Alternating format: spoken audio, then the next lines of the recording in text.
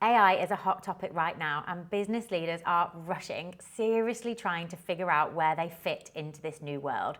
But they are divided. Some entrepreneurs are going all in. They're checking out every single new AI tool, they're starting the trials, they're testing out all the features, and they are adding complexity to their stack. Others are sitting it out. They're being paralyzed by analysis, they're doing loads of research, and they are waiting for the perfect moment to start and to get involved. Actually, neither approach wins. The game has changed, but the rules of business success have not. Building a successful business goes beyond choosing the right tools, and it definitely goes beyond research. You have to have the right strategy. Since launching an AI company, doubling down on AI for coaches, and writing about AI for Forbes, I've identified what it really takes to succeed in this space. Here's your playbook for being an entrepreneur in the age of AI in 2025 and beyond. First thing, get in the game. One of my smartest friends has been in artificial intelligence for a long, long time, since actually before it was cool.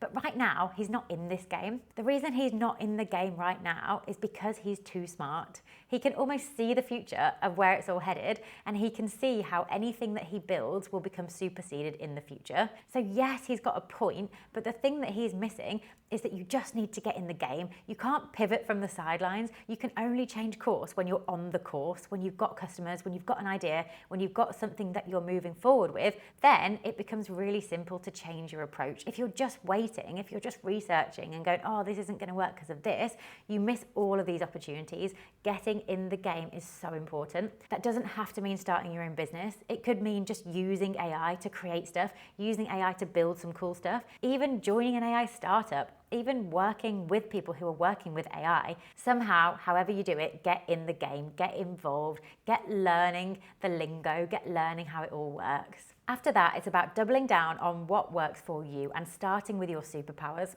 So I remember a couple of months ago, a friend showed me an AI tool that created TikTok videos, and I signed up and I started the free trial and I checked it out. And then I was like, what am I doing? I don't even have a TikTok account. Why am I just getting shiny object syndrome, thinking that I need this tool in my life before I've actually thought about what I do need in my life? And this is the point.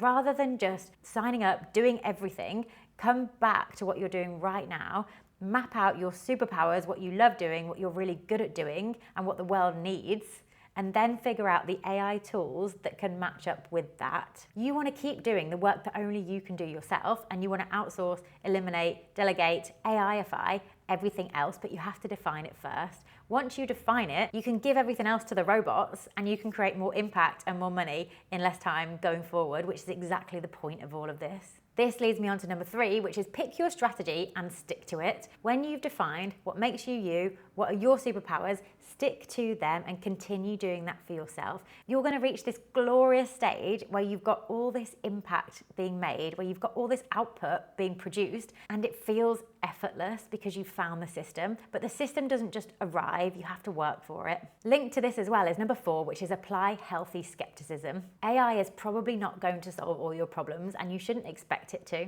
Don't be deceived by fancy landing pages. ChatGPT itself is making millions. They've got millions and millions of investment. It still hallucinates, it still bugs out, it still makes mistakes. Don't be fooled into thinking that any solution is perfect. But don't forget that it will be in the future. This technology is moving at such a crazy rate. If you get involved now, if you learn how to use stuff now, you will be perfectly positioned to capitalize when things are actually exceptionally good all of the time, which will happen at some point. 5th on how to be an entrepreneur in the age of AI is to talk to your team members about AI. If you don't do this, they will assume that you are trying to replace them with AI tools. They will assume that your goal is to hire fewer people and be a solopreneur and live the dream when you never have to have team meetings.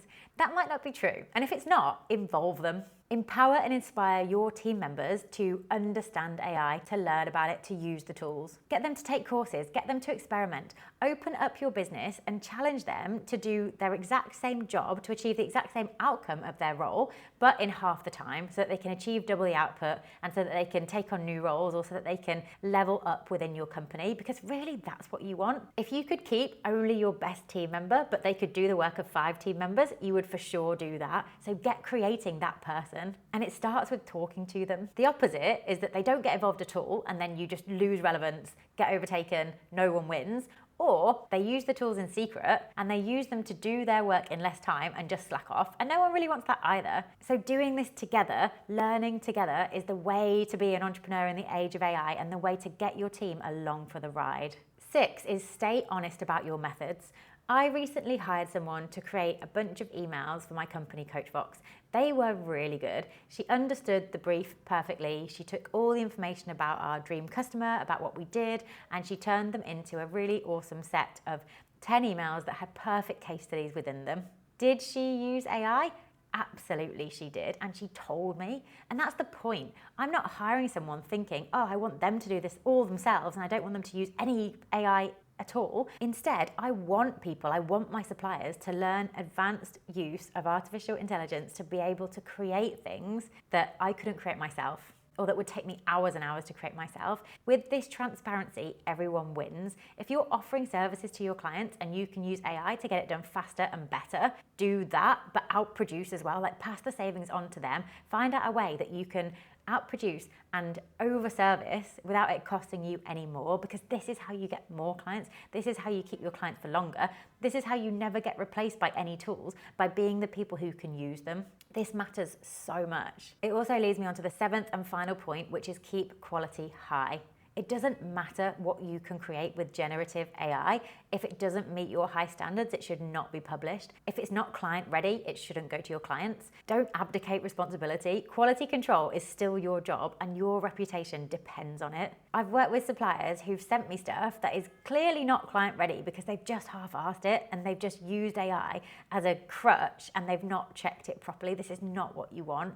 You plus AI, your methods, your ethos, your strong beliefs, your amazing ways of working and your amazing frameworks coupled with AI means that you can take over the world. But if you just give your powers away and don't check quality, it's not going to work out in the short term or the long term. If something is not up to your standards, don't share it, no excuses, and don't let your team do it either. This is how to be an entrepreneur in the age of AI in 7 steps. Get in the arena, step forward with your best shot, figure it out on the way. After that, you cannot pivot from the sidelines. Stay curious, keep learning, but don't overthink it. Pick your strategy, take action, be transparent, and keep your standards high. The company that you're running now might not be the company that you're running in 5 years. Figuring out AI and learning how to use it in your world could be the difference between the impact and the money that you're making now and this whole new level up. Get in the game. I've linked a couple of things below that will help you do this. Hope that video has been useful. Let me know in the comments what you are doing right now to be an entrepreneur in the age of AI. As always,